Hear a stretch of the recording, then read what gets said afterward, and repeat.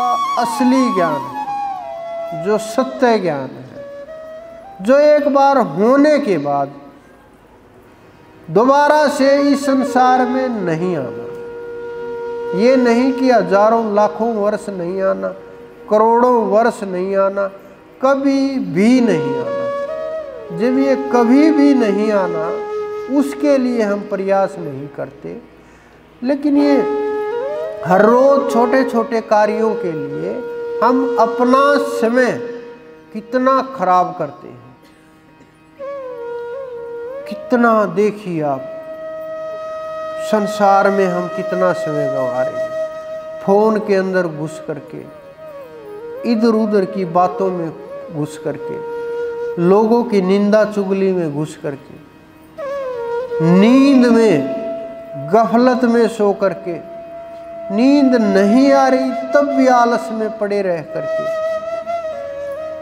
और हम उस परमात्मा के बारे में कभी ये विचार नहीं करते कि हमें जाना भी है, इन सांसों का हिसाब भी देना है, जो हमने पाया है उसको देखना भी है, क्योंकि इसी शरीर में अगर मिल गया तो मिल गया, अगर अनुभव हो गया तो अनुभव हो गया, अगर अनुभव नहीं हुआ तो आप रह गए। तो परमात्मा ने आपको बड़ा मौका दिया। बहुत लोग आज पैदल चल के आए, कुछ लेट करके आए, बहुत दूर से आए, लंबे समय से, लंबी दूरी से, बहुत लंबा समय लग गया पहुंचने में, बहुत कष्ट हुआ। कुछ लोग भाव के साथ आए हैं, कुछ प्रेम के साथ आए हैं। सबका अलग अलग भाव है, सबका अलग अलग जुड़ाव है। जितने भी हमारे साथ हैं, जितने भी संगत के लोग हैं, सब लोग हमारे ऊपर सबसे ज़्यादा अपना अधिकार मानते हैं कि मेरा ज़्यादा अधिकार है, मेरा ज़्यादा अधिकार है। क्योंकि जो आपके हृदय में प्रेम है, जो आप लोगों ने हृदय में ये जगह बनाई है, ये इतनी जगह बना ली कि दूसरा कोई ध्यान ही नहीं रहता, और इतना जुड़ाव हो गया, इतना जुड़ाव हो गया। एक जन्म में इतना जुड़ाव आसानी से नहीं हो पाता। चाहे पुरुष हो, स्त्री हो, मैं छोटे छोटे बच्चों को देखता हूँ कि 4-4 साल के बच्चे भी इतना प्यार उनके अंदर, घर में देखो जा कर के उनके, मैं देखता हूँ छोटे बच्चे भी कि जिनको पता भी नहीं, बोलना तक नहीं आता, 3-3, 4-4 वर्ष के बच्चे दंडवत लेट करके प्रणाम करते हैं कि आने वाली पीढ़ी, कि आने वाली ये हमारी वो नस्लें हैं जो परमात्मा, आपको तो तब एहसास हुआ जब आप युवावस्था में आ गए, कुछ बुजुर्ग हो गए, तब ये चीज़ें मिलने लगी। लेकिन अगर हम उन बच्चों को जैसा आज हम व्यवहार कर रहे, अगर उनको शुरू से ही हम इस प्रकार से जैसे जुड़े हुए हैं, अगर वो सीखने लगेंगे, परमात्मा का ध्यान करने लगेंगे, इस रास्ते के ऊपर चलेंगे, ज़्यादा समय उनको नहीं लगेगा। ये मत समझना कि ये छोटे छोटे बच्चे अगर ये सुनने लगेंगे। आज मेरे से एक प्रश्न कर रहा था, बैठा हुआ था कि जी ऐसे तो आप सबका घर ही छुड़वा दोगे, जैसे ज्ञान चल रहा है, जैसे ध्यान के विषय के ऊपर आप बोल रहे हो, जैसा मैं अनुभव कर रहा हूँ, मैं 1-2 बार मिला हूँ, मैं अनुभव जैसा मुझे लग रहा है, तो ऐसे तो आप सबका ही घर छुड़वा दोगे। मैंने कहा हम घर छुड़वाते नहीं हैं, हम तो घर में और खुशहाली पैदा करते हैं कि घर में रहते हुए भी जब आप परमात्मा की तरफ बढ़ोगे, सुमरण करोगे, तो इसका प्रभाव आप लोगों के जीवन के ऊपर भी पड़ेगा, परिवार के ऊपर भी पड़ेगा और समाज के ऊपर भी पड़ेगा।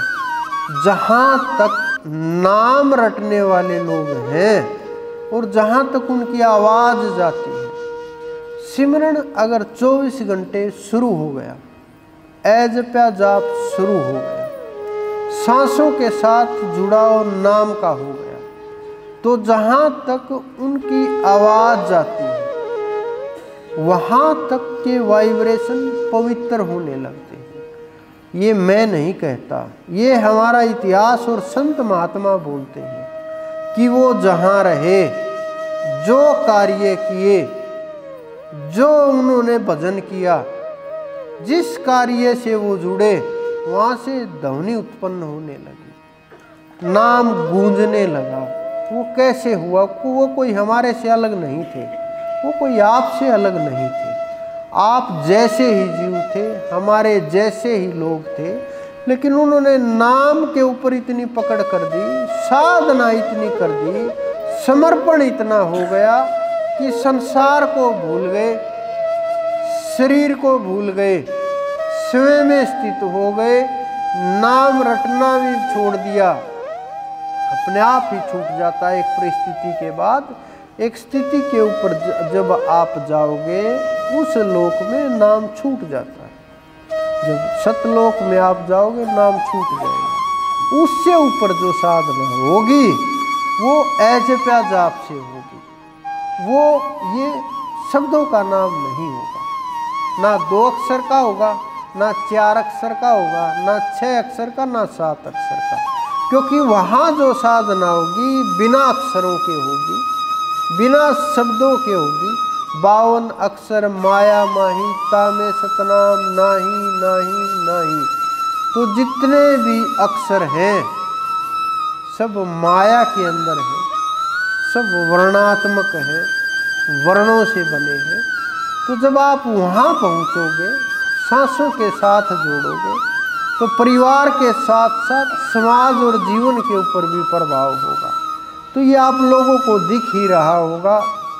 तो आप अपना जो जन्म हुआ, जिस कारण से आपको ये मानव का चोला मिला, आप सब लोगों का जन्म, कुछ लोग बैठे हुए हैं जिनका आज ही जन्मदिन है, वो भी आए हुए हैं। तो मैं तो सबको बोलूँगा कि इसका लाभ उठाओ, जो आप लोगों को अवसर प्राप्त हुआ, जो परमात्मा ने मेहर करी आप लोगों के ऊपर।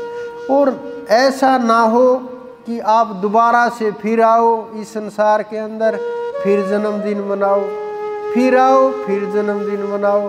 इस प्रकार से 100 50 जन्मदिन मना करके हम अपनी पुस्तकों को लपेटेंगे और निकल लेंगे। हासिल क्या होगा? आपका जो ये जन्म हुआ, इसको सार्थक कीजिए, इसके ध्यान कीजिए, सुमरण कीजिए, उस परमात्मा के प्रति समर्पण भाव रखिए। और जब विश्वास और श्रद्धा आप लोगों की इतनी मजबूत है, इसके साथ बस नाम और जोड़ दीजिए, और किसी वस्तु की और कोई आवश्यकता है, बस नाम और जोड़ दीजिए। क्योंकि सांसारिक वस्तुएं एक न एक दिन समाप्त हो जाएंगी, लेकिन जो ये आपकी अंदर की चेतना है, ये आपकी थी, है और रहेगी, ये समाप्त नहीं होगी। तो आप अपने साथ जुड़िए, स्वयं के साथ जुड़िए, ध्यान के साथ जुड़िए। जब आप ध्यान के साथ जुड़ोगे तो प्राप्ति दूर नहीं रहेगी। सुमरण के साथ जुड़ोगे तो वो दूर नहीं रह सकता। कितना भी आप दूर भागे, वो दूर नहीं रहेगा। तो अपने जन्म को सार्थक कीजिए, ध्यान कीजिए और अपने कल्याण के लिए उसका नाम रटिए। इसीलिए मैं बार बार बोलता हूँ कि जो आपके अंदर में विराजमान है, इसका अर्थ यही होता है कि आप सबके अंदर में वही विराजमान है। तो उसका जब आप ध्यान करोगे, निखर करके आ जाओगे। तो आप ध्यान कीजिए, सुमरण कीजिए, आप सबके अंदर विराजमान उस परमपिता परमेश्वर, मेरे गुरु, मेरे इष्ट को मेरा बार बार प्रणाम।